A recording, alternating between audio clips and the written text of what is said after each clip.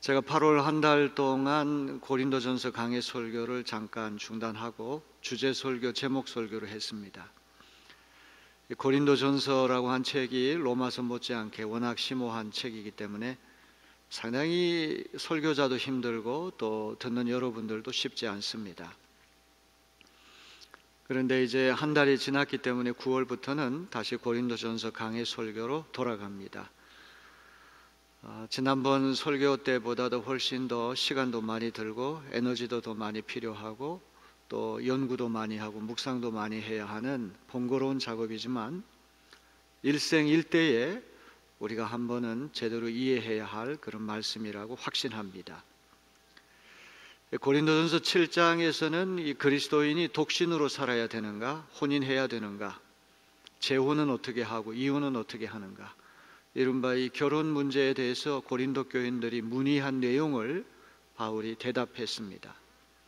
이제 오늘 봉독한 8장 1절로부터 11장 1절까지는 우상 제물, 우상에게 바친 제물 고기를 그리스도인이 먹을 수 있느냐 먹을 수 없느냐 이런 문제를 다루고 있습니다. 고린도와 같은 로마 대도시에는 아폴로, 비너스 신과 같은 우상 잡신을 섬기는 신전들이 많았습니다. 거의 날마다 그 신전에서 우상 앞에 제물을 바치는 일들이 허다하게 일어났습니다. 하루도 거르지 않고 다양한 우상 잡신 앞에 이 제물을 바치게 됐습니다. 우상 앞에 바친 제물은 이제 제사가 끝난 다음에 참가자들하고 또 동네 사람 다 초청해가지고 그 나누어 먹습니다. 이제 남은 고기는 다시 정육점에 갖다 팔았어요. 제사장들이 개인 수익을 올리기 위해서 정육점에 갖다 팔았습니다. 고린도와 같은 도시의 정육점은 어떤 고기가 제사용 고기고 어떤 고기가 일반 고기인지 알 수가 없을 만큼 뒤섞여 있는 것이죠. 이러한 형편에 있었기 때문에 고린도 교인들 가운데는 우상 앞에 바친 제물고기 먹는 것을 상당히 예민하게 생각하는 교인들이 있었어요. 저 우상 숭배 죄를 저지르는 것인데 저 음식이 내 몸에 들어와서 나를 오염시키고 나를 악하게 만들 수 있는데 이런 양심의 거리낌이 있었다는 것이죠. 자, 이런 문제는 2000년이 지난 오늘까지도 계속되고 있습니다. 우리 한국에서는 제사 문제, 고사 지내는 문제가 여기에 연관이 되죠. 이제 며칠 있지 않으면 추석이 다가오는데 아직까지 온 집안 식구들이 인가 기도되지 않아서 예수 믿지 않는 장손이 제사를 지낸다고 할 때 예수 믿는 나는 제사 드려야 되나, 조상님 앞에 절을 해야 되나 말아야 되나, 또 음복이라고 그러죠. 그 조상님 앞에 바친 음식을 제사 끝난 다음에 먹을 때 먹어야 되나 먹지 말아야 되나 이런 문제가 걸립니다. 또 직장에 취직을 했는데 그 사장님이 소머리, 돼지머리를 앞에 놓고 고사를 지낼 때 예수 믿는 나는 고사 지낼 때 참여해야 되나 말아야 하나, 또 고사 끝난 다음에 고사상에 차려진 음식을 함께 나눌 때 음식을 먹어야 되나 먹지 말아야 되나, 이런 문제는 고린도 교인들만의 문제가 아니라 아마 예수님이 오실 때까지 어느 문화에서나 생길 수 있는 문제입니다. 결코 간단한 문제가 아닙니다. 오늘 이런 문제를 바울 사도가 어떻게 해결하려고 하느냐, 어떤 지침을 우리에게 전달하느냐 한번 잘 들어보시는 시간이 되기를 바랍니다. 그리스 로마 문화에 익숙한 이방인들은 교인이 되어도 이런 문제가 별 문제가 안 되죠. 그냥 일상생활에 늘 부딪혔던 문제고 밥을 먹듯이 식당에 가듯이 당연한 일이었기 때문에 우상 앞에 바쳐진 제물 먹는 문제가 전혀 문제가 안 됩니다. 그러나 유대교를 믿다가 기독교로 개종한 사람들, 이른바 유대계 기독교 신자들은 이 문제가 예민합니다. 왜냐하면 성경이 우상 숭배를 금하고 있기 때문에 그렇습니다. 우리 출애굽기 20장 4절을 한번 볼까요? 너를 위하여 새긴 우상을 만들지 말고 또 위로 하늘에 있는 것이나 아래로 땅에 있는 것이나 땅 아래 물 속에 있는 것에 어떤 형상도 만들지 말며, 우상은 실체가 아니라 상상 속에서 일어나는 것이죠. 자기 마음속에 이런 신이 있다, 마음이 만들어낸 헛개비가 우상입니다. 하늘에 있는 것, 독수리라든지 이런 하늘 나는 새를 우상으로 형상화할 수도 있고, 땅에 있는 것, 사자나 호랑이 같은 것을 섬길 수도 있고, 나무나 목석, 아니 하늘의 1월 성신 해와 달과 별들을 우상으로 만들 수 있습니다. 목석, 산천, 땅에 있는 것, 심지어 물속에 있는 고래라든지 이런 희귀한 어족을 또 우상으로 만들 수가 있습니다. 이런 것 하지 말라. 이게 10계명 중에 하나입니다. 또 출애굽기 34장 15절을 봅니다.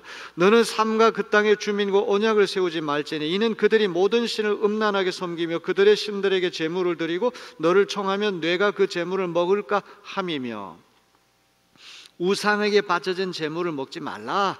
이게 유대교 율법 정신입니다. 이런 유대교 율법과 유대 풍속에 익숙한 유대교 신자들이 예수 믿고 고린도 교인들이 됐습니다.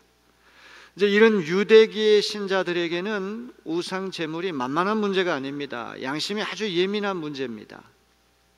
그래서 누가 우상 제물을 먹는 그런 모양을 보게 되면 아주 눈에 불을 켜고 예민하게 관찰을 하게 되는 것이죠. 로마서 14장에는 강한 자와 약한 자라고 하는 아주 유명한 이야기가 나오죠. 강한 자는 계몽된 자, 성숙한 자, 믿음이 굳건한 자, 율법으로부터 벗어나서 복음 세계에 진입한 자, 성숙한 신자를 강한 자 이렇게 이야기를 해요. 약한 자는 아직까지 율법의 미련을 완전히 떨쳐내지 못하고 계몽되지 못했고 미숙하고 아직 복음에 굳건히 서지 못한 신자를 약한 자, 바울 사도가 그렇게 표현을 해요. 숫자로 볼 때도 강한 자가 주류를 이루고 약한 자는 소수, 마이너리티가 되는 것이죠. 바울 사도가 재미있는 이야기를 합니다. 강한 자의 특징이 있고 약한 자의 특징이 있는데, 강한 자의 특징은 무관심이에요. 약한 자의 특징은 오버 센시티브, 지나치게 예민한 거예요. 제가 미국 생활할 때 대부분의 생활을 텍사스에서 생활했습니다. 텍사스 사람. 미국의 국기가 송족이 아닙니까?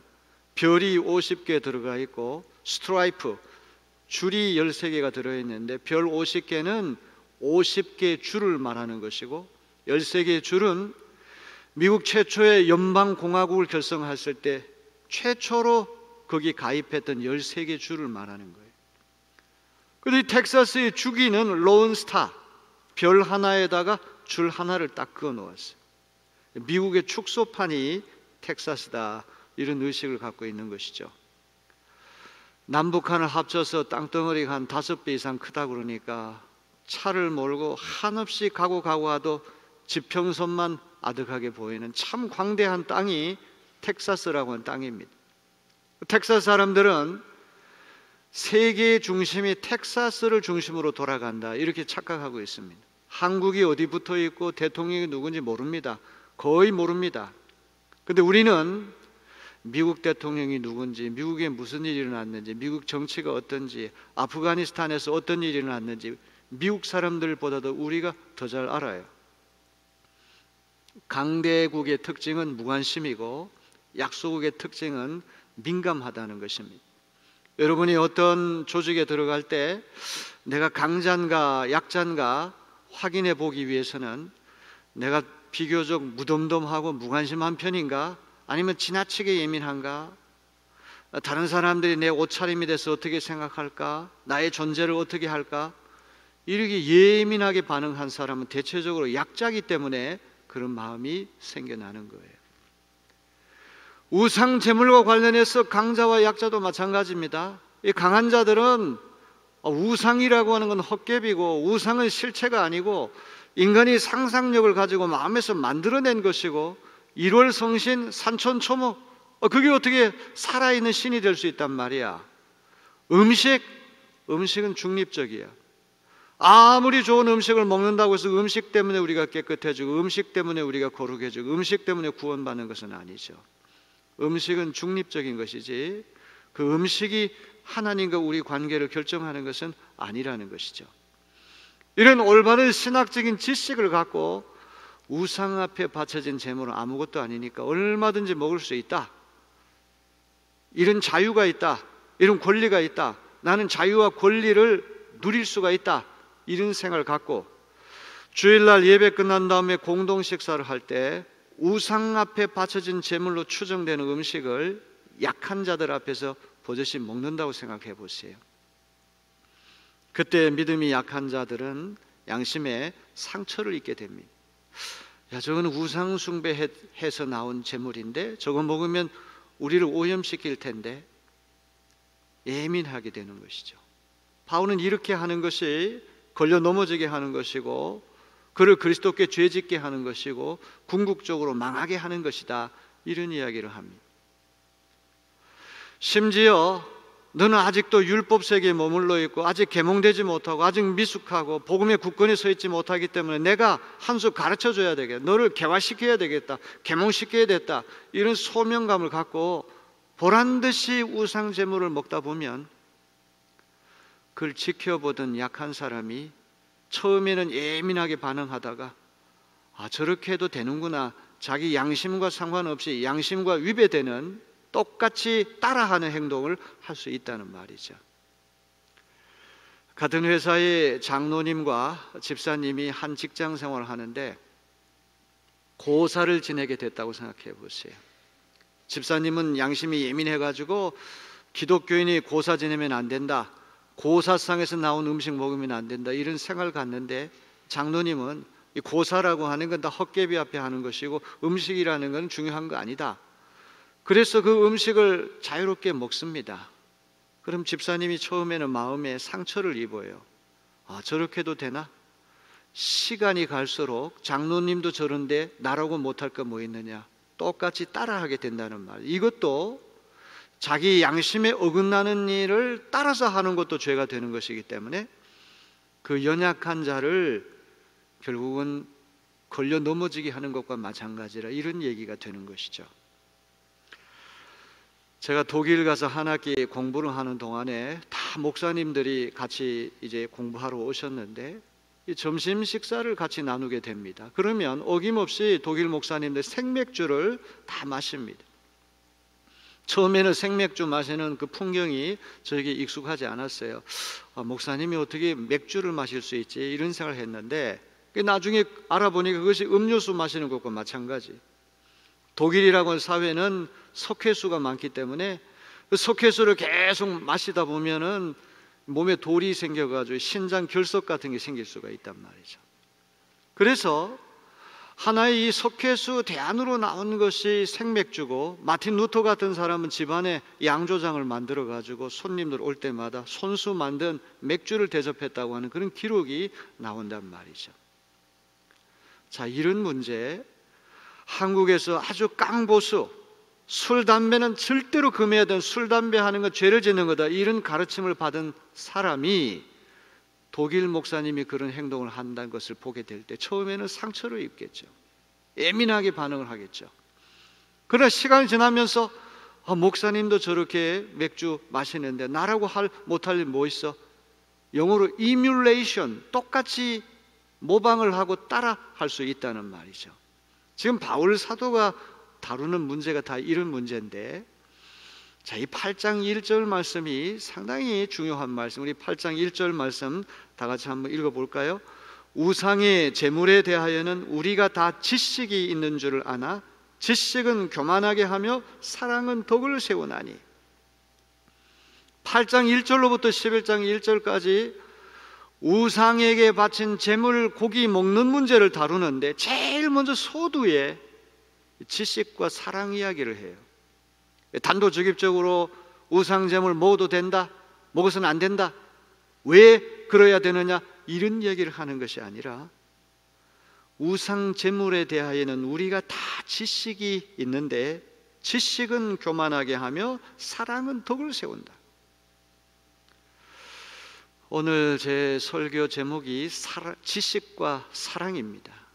다음 주에는 7절부터 13절까지 지식과 사랑 2편 설교를 하려고 하는데 대단히 중요한 주제고, 이 우상 제물 문제를 다루는 기본 원리가 여기에 제시되어 있어요. 지식이라고 하는 것은 당연히 신학적인 지식을 얘기하는 거예요. 우상 제물에 대한 지식이냐, 첫째는 우상에 대한 지식이고 두 번째 제물 음식에 대한 지식이에요. 첫째로 이 우상이라고 하는 것은 헛개비다. 인간의 마음과 상상력을 동원해 가지고 실체하지 않는, 실제로 존재하지 않는 것을 있다고 믿고 하늘의 해와 달을 섬기고 별을 섬기고 산천 초목을 섬기고 인간으로 뭐를 만들어 가지고 인간이 만드는 인공 작품이 우상이라니. 그러니까 아무것도 아닌 것 앞에다가 뭘 바치는 행위 자체가 우스꽝스러운 것이죠. 음식이라고 하는 것도 마찬가지입니다.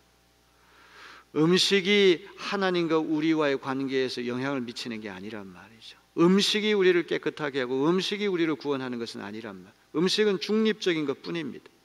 내가 어떤 마음과 어떤 자세를 갖고 대하느냐, 이게 중요한 것이지 음식 자체가 우리를 거룩하게 하고 음식 자체가 우리를 병들게 하는 것은 아니란 말이죠. 바로 이와 같은 신학적인 지식을 가진 고린도 교회 강자들, 주로 이방계 기독교 신자들을 말하겠죠. 그리스 로마 문화에 익숙한 사람들, 신전 제사에 참여하는 것이 전혀 낯설지 않고 우상 제물 고기 먹는 것이 전혀 낯설지 않은 사람들은 그리스도 안에서, 복음 안에서 아무것도 아닌 헛개비 앞에 바친 음식 먹는 게 뭐가 죄가 되느냐, 이런 담력을 갖고 이제 먹을 수 있다는 얘기죠. 그러나 문제는 올바른 지식에 근거해서 내가 할 수 있는 자유가 있고 권리가 있다. 이 자유와 권리를 행사하다 보면 아직 그 단계에 이르지 못한 믿음이 연약한 자가 상처를 입고 넘어질 수 있다는 거예요. 그래서 나는 내가 이 자유와 권리를 행사해서 아직도 연약한 믿음을 가진 신자가 넘어진다면 나는 그 음식을 입에 대지 않겠다. 이게 바울 사도가 가르치는 교훈이란 말이죠. 5살 먹은 어린아이가 잠자기 전에 무서워해요. 벽장에 귀신이 있다고 생각하는 거예요. 엄마가 아무리 야 벽장에는 무슨 귀신이 있냐, 귀신 없어, 우리 집에 귀신 하나도 없어, 걱정하지 마. 아무리 타일러도 아이는 귀신이 있다고 믿는 거예요. 엄마가 귀신이 있다고 자꾸 주장하는 아이를 뺨을 때리고 매를 때리면서 윽박질러 가지고 없어 임마, 이렇게 한다고 그 아이 믿음이 사라집니까? 아직도 아이가 계몽되지 못하고 미숙하고 연약하기 때문에 그런 생각에 사로잡혀 있는데, 점점 철이 들고 어떤 과학의 세계, 어떤 지식의 세계, 합리적인 세계에 들어가다 보면 저절로 우리 벽장에 귀신 따위는 없어 스스로 깨닫는 날이 오게 될 것입니다. 그러므로 벽장 속에 귀신이 있다고 생각하는 이 어린아이를 다루는 어머니의 자세는 지식만 가지고는 안 돼요. 어머니 지식이 옳죠. 거기에 무슨 귀신이 있어? 어머니의 지식이 올바른 것이지만, 아이의 지식이 아직도 섣부른 것이지만, 지식 하나만 가지고 아이를 대하다 보면 아이가 상처를 받을 수 있다는 거예요. 그래서 그렇게 하지 말고 사랑의 정신으로 해야 된다. 존중하고 배려하는 사랑의 정신이 지식을 견제해야 된다. 이것이 바울이 이야기하려고 하는 것입니다. 자, 우상에 대한 지식이 어떤 지식을 가졌는지 한번 4절 5절 말씀 세 번역으로 한번 읽어볼까요? 그런데 우상에게 바친 고기를 먹는 일을 두고 말하면 우리가 알기로는 세상에 우상이라는 것은 아무것도 아니고 오직 하나님 한 분밖에는 신이 없습니다. 이른바 신이라는 것들이 하늘에든 땅에든 있다고 칩시다. 그러면 많은 신과 많은 주가 있는 것 같습니다. 이른바 the so-called라고, 소위, 이거는 진실이 아닌, 실체가 아닌 얕잡아 보는 얘기죠. 이른바 소위 신이라는 것들이 하늘에도 있고 땅에 있다고 한번 쳐봅시다. 이 우상 잡신의 특징은 뭡니까? 다양성이에요. 많다는 거예요. 하나가 아니에요. 그런데 우리 그리스도인들이 믿는 하나님은 유일신, 인격신 하나님을 믿는다는 것입니다. 자, 우리 6절 말씀을 다 같이 봅니다. 그러나 우리에게는 아버지가 되시는 하나님 한 분이 계실 뿐입니다. 만물은 그분에게서 났고 우리는 그분을 위하여 있습니다. 그리고 한 분 주님이신 예수 그리스도가 계십니다. 만물이 그분으로 말미암아 있고 우리도 그분으로 말미암아 있습니다. 하나님 아버지와 예수 그리스도 이 두 부분으로 되어 있는 아름다운 찬송시며 신앙 고백문입니다. 많은 신들, 많은 주들이 있다고 하지만 세상에는 유일한 신 하나님 한 분과 유일한 주님이신 예수 그리스도 한 분밖에 없다는 것이죠. 한 분 하나님 아버지, 만물은 이 하나님 아버지로부터 났고 우리는 그분을 위해 있다는 것입니다. 한 분 주님 예수 그리스도, 만물이 이 예수 그리스도로부터 있고 우리도 그분으로 말미암아 있다는 것입니다. 우상 잠시는 헛개비고 예수 그리스도를 통해서 계시된 하나님이만이 유일한 살아계신 인격적인 하나님이다. 이걸 이야기하는 것입니다. 신명기 6장 4절로부터 9절에 보면 그 유명한 쉐마가 나와요. 쉐마라고 하는 말은 히브리 말로 들으라 하는 말인데 우리 신명기 6장 4절로부터 9절을 한번 볼까요? 이스라엘아 들으라. 우리 하나님 여호와는 오직 유일한 여호와이시니 너는 마음을 다하고 뜻을 다하고 힘을 다하여 내 하나님 여호와를 사랑하라. 오늘 내가 네게 명하는 이 말씀을 너는 마음에 새기고 내 자녀에게 부지런히 가르치며 집에 앉았을 때든지 길을 갈 때든지 누워 있을 때든지 일어날 때든지 이 말씀을 강론할 것이며 너는 또 그것을 내 손목에 매어 기호를 삼으며 내 미간에 붙여 표로 삼고 내 집 문설주와 바깥 문에 기록할지니라.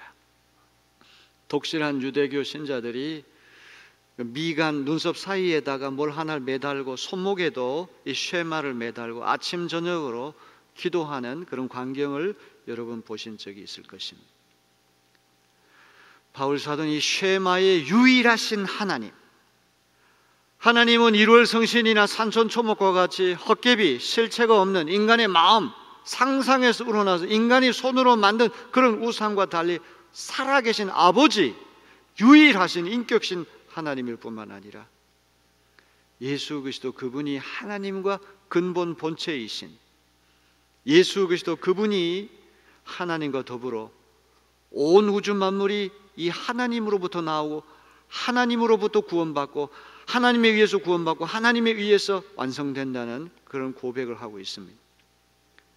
이 신학적인 지식이 올바른 것이죠. 그 다음에 음식에 대한 지식은 무엇입니까? 8절을 다 같이 봅니다. 그러나 우리를 하나님 앞에 내세우는 것은 음식이 아닙니다. 음식을 먹지 않는다고 해서 손해볼 것도 없고 먹는다고 해서 이로울 것도 없습니다.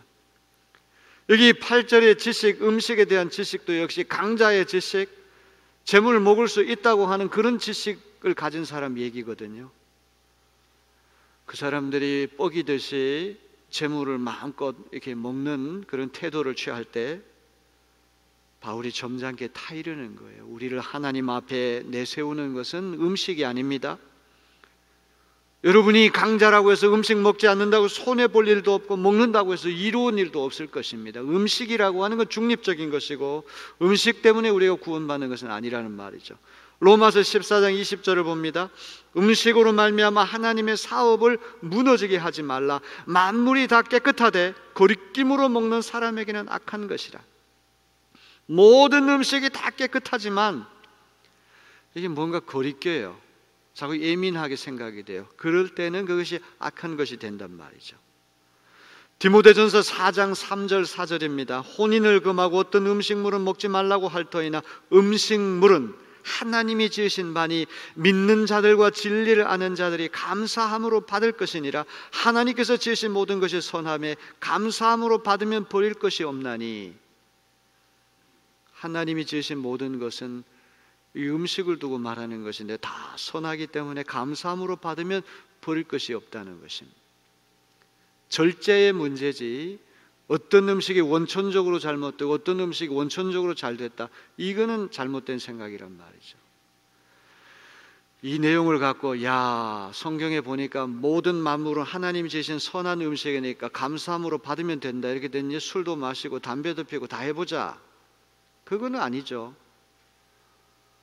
뭐 소주 한 잔, 맥주 한 잔, 뭐 와인 한 잔, 어떻게 하다 보면 그렇게 할 수는 있을지 모르지만 그것이 과음을 해가지고 절제할 수 없을 지경까지 간다면 그것은 성경이 얘기하는 게 절대로 아닙니다.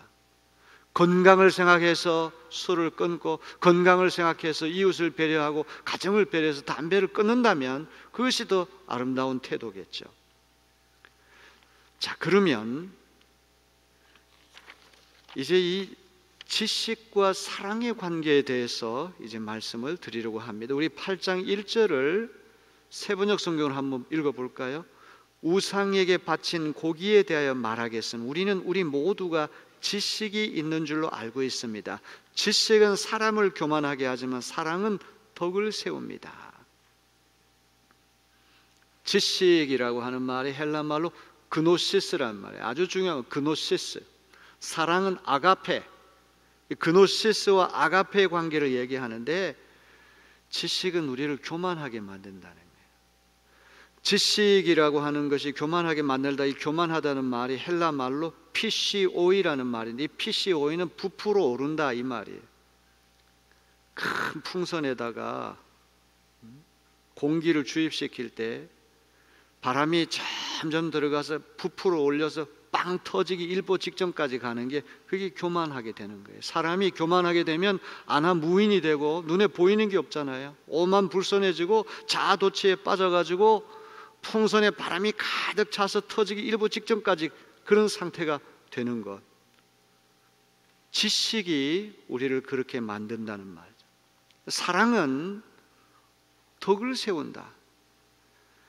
헬라 원어성의 덕이라는 말은 그냥 세운다고 되는데 이 세운다는 말은 오이코도메인데 오이코도메이라고 하는 이 말은 집을 건축하는 것을 얘기해요. 집을 세우는 것, 빌드업, 집을 건축하는 것. 지식이라고 하는 것이 왜 사람을 교만하게 만들까요? 지식은 바깥에 있는 것이 자꾸 내 안으로 들어오는 것 아닙니까?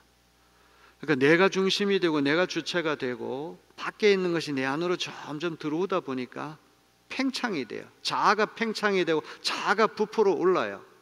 자아도취에 빠지게 되고 오만불손하게 되고 내가 아는 것을 다른 사람이 모르면 모르는 사람은 깔보고 얕잡아 볼 수가 있는 거예요. 외람되지만 제가 공부하는 학자이기 때문에 이런 어떤 교수 집단이라든지 이런 식자층의 세계를 조금은 안다고 이야기할 수가 있습니다. 정말 이 바울 사도의 말이 맞아요. 가장 교만할 수 있고 가장 남을 얕잡을 수 있고 쥐뿔도 모르는 것들이 항상 이런 얘기를 하거든요. 지식이라고 하는 것은 자꾸 외부에 있는 것이 내부로 들어와요. 바깥의 것이 내 안으로 들어와가지고 내가 중심이 되고 내가 팽창이 되고 내가 부풀어 오르고 내가 가득 차고 점점 이것이 쌓이게 되면 풍선이 가득 차서 언제 빵 터질지 모르는 상태까지 가게 된다는 말이죠. 사랑은 나눠주는 거예요. 비우는 거예요. 덜어내는 거예요. 내가 중심이 아니라 사랑받는 자가 중심이 되는 거예요. 진정한 사랑, 사랑하는 자와 사랑받는 자의 관계에 있을 때 사랑하는 자는 사랑받는 자 앞에 맥을 못 춥니다. 사랑받는 사람을 위해서는 하나도 아깝지가 않은 거예요. 제가 지난 주일에 거룩한 낭비라고 하는 말을 했잖아요. 사랑으로 하는 선물은 거룩한 낭비다. 가난한 살림의 연인들끼리 서로 연애를 하는데 남자가 여자에게 선물 목걸이를 하는데 아무것도 가진 것이 없지만 탈탈 털어가지고 최고로 좋은 진주 목걸이를 선물합니다. 친구들이 그럽니다. 야, 너는 가진 것도 없이 그거 낭비 아니야? 왜 그렇게 해? 친구들은 그렇게 생각할지 모르지만 사랑하는 사람은 사랑받는 사람을 위해서 그 이상에 더 해주고 싶어요. 남이 볼 때 낭비죠. 식사를 대접하더라도 밥을 먹을 때도 최고로 근사한 곳, 최고로 맛있는 곳을 찾아가지고 집에서 먹으면 경제적이죠. 라면 하나 끓여 먹으면 그건 검소한 거죠. 낭비를 하려고 그래요. 왜? 사랑은 그렇게 거룩한 낭비이기 때문에 그런 것이죠. 사랑은 내 안에 있는 것을 밖으로 내보내는 것입니다. 나눠주는 것입니다. 비워내는 것입니다. 덜어내는 것입니다. 자기가 중심이 아니라 사랑받는 사람이 중심이 되는 거죠. 그러니까 그 사랑은 세우는 역할을 해요. 지식은 자꾸 무너뜨리고, 지식은 자꾸 교만해지고, 오만 불선해지고, 안하무인이 되고, 야, 네가 여기에 대해서 뭘 알아? 내가 이 분야에는 내가 다 해봤기 때문에 내가 전문가야. 네가 뭘 알아? 항상 다른 사람들을 한 수 아래 보면서 자기만이 독점한 것처럼 착각할 수 있는 게 지식의 세계란 말이에요. 이것은 지식이 깊이 들어간 사람일수록 더 그럴 가능성이 있겠죠. 자, 이런 맥락에서 우리 2절 말씀, 3절 말씀 한번 볼까요? 자기가 무엇을 안다고 생각하는 사람은 아직도 그가 마땅히 알아야 할 방식대로 알지 못하는 사람입니다. 지식이 좀 들어가 있어서 뭘 안다고 착각하는 사람, 마땅히 알아야 할 방식대로, 이건 뭐예요? 사랑의 방식대로, 사랑의 정신으로. 아까 벽장 속에 귀신이 있다고 생각하는 5살 먹은 어린아이의 지식하고 귀신이 없다고 생각하는 어머니의 지식하고 비교해보면 어머니 지식이 올바른 지식이죠. 아이의 지식이 미숙합니다. 아직 계몽되지 않았습니다. 그러나 지식 하나만 갖고 윽박지르면서 없는데 왜 자꾸 잔소리야? 이렇게 하면 아이가 상처를 입는 거예요. 그 아이를 그때는 사랑의 정신으로 배려하는 거예요. 존중해주고 그 아이의 세계를 있는 그대로 받아주면서 기다리는 것이죠. 그러다 보면 어느 순간에 걔도 깨우치고 귀신이 없다는 것을 저절로 아는 날이 오게 된다는 말이죠. 너무 재미있는 말이 3절 말씀이에요. 하나님을 사랑하는 사람은 누구든지 하나님에 의해서 알려진다, 이렇게 되어 있어요. 수동태입니다. 하나님을 지식으로 아는 사람이 하나님에서 알려지는 게 아니에요. 하나님이 우리를 알아주시는 지식은 지식의 최고봉이고 지식의 절정이죠. 오늘 우리가 신앙생활할 때 하나님이 우리를 알아주신다면 그보다 더 놀라운 지식이 어디 있습니까? 근데 하나님에 의해서, 하나님 쪽에서 보면 하나님 우리를 알아주시는 거고 우리 쪽에서 보면 하나님에서 우리가 알려지는 것이죠. 하나님이 알아주시고 하나님에서 우리가 알려지는 것은 지식만으로 되지 않는 거죠. 왜? 하나님에 대해서 아무리 연구를 많이 하고 하나님에 대해서 아무리 많은 것을 안다고 할지라도 여전히 내 중심으로 내 자아에 머물러 있기 때문에 그런 것이죠. 하나님께 나아갈 수가 없는 것이며 더 나아갈 수가 없는 것이죠. 사랑만이 내 속에 있는 것을 덜어내고 비워내고 나눠주고 점점 내가 소모되면서 하나님 쪽으로 가까이 가서 하나님께서 우리를 알아주셔서 하나님에 의해서 우리가 알려지는 신비한 역사가 일어나게 된다는 말이죠. 대단히 철학적인 이야기일지 모릅니다. 하지만 너무나 중요한 이야기고 앞으로 11장 1절까지 우상 제물 문제를 다루는데 기본 원리가 여기 제시됐어요. 신학적인 지식으로 볼 때는 우상이 헛개비고 음식도 아무것도 아니기 때문에 그 우상 제물고기 먹는다고 해가지고 큰 문제 될 거 없다. 그 먹을 수 있는 자유와 권리가 있다. 바울도 신학적인 지식에는 동의합니다. 하지만 아직도 유대교 율법 때문에 우상 숭배에 대한 어떤 두려움 때문에 저 제물고기를 먹으면 오염돼 가지고 내가 잘못될까, 그런 전전긍긍하는 사람을 위해서는 사랑의 정신으로 배려하라는 거예요. 나는 이 음식 먹을 자유와 권리가 있지만 만일 이 자유와 권리를 행사해서 형제 자매가 넘어진다면 나는 형제 자매를 넘어뜨리지 않기 위해서 이 음식을 포기하겠습니다. 자발적으로 포기하겠습니다. 이것이 바울 사도가 가르치는 교훈입니다. 참 아름다운 교훈이죠. 너무나 귀한 교훈입니다.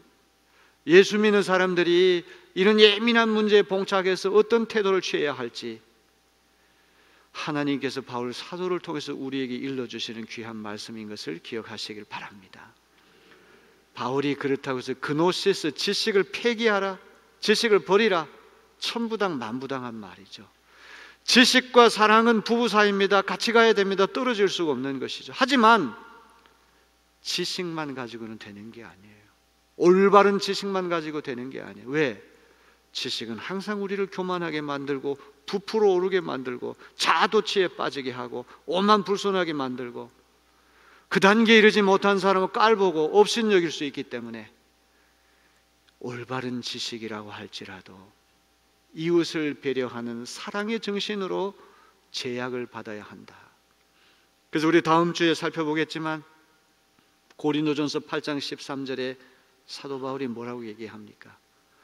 나는 이 음식 먹을 자유와 권리가 있지만 이것을 행사할 때 형제 자매를 넘어뜨릴 수 있으면 난 그 형제를 위해서 기꺼이 음식을 먹지 않겠습니다. 이것이 하나님께서 바울 사도를 통해서 우리에게 들려주시는 귀한 교훈임을 믿으시고 항상 전광석화와 같이 올바른 지식, 이게 옳은데 여러분 옳다고 해서 세상이 다 돌아갑니까? 옳다고 해서 다 세상이 돌아갑니까? 옳은 것을 절대 포기하면 안 되죠. 옳아야 되죠. 정의. 그러나 정의만 가지고 세상이 돌아가는 건 아니에요. 정의는 차가워요. 정의는 무자비하죠. 오직 사랑과 정의가 함께 갈 때, 정의가 사랑에 의해서 견제를 받고 제약을 받을 때 그런 세상이 달라지는 것이지 정의 하나만 가지고 세상은 달라지지 않습니다. 올바른 지식 하나만 가지고 하나님께 도달할 수가 없어요. 여전히 내 중심이 되고 내 자아가 중심이 되고 여전히 교만으로 부풀어 오를 수 있기 때문에 그런 것이죠. 오늘 주시는 말씀 잘 귀담아 듣는 여러분 되시고 앞으로 이런 경우가 생길 때마다 번갯불같이 이 말씀이 여러분 마음속에 떠올라 사랑과 배려의 정신으로 모든 일을 할 수 있게 되기를 주님의 이름으로 기원합니다.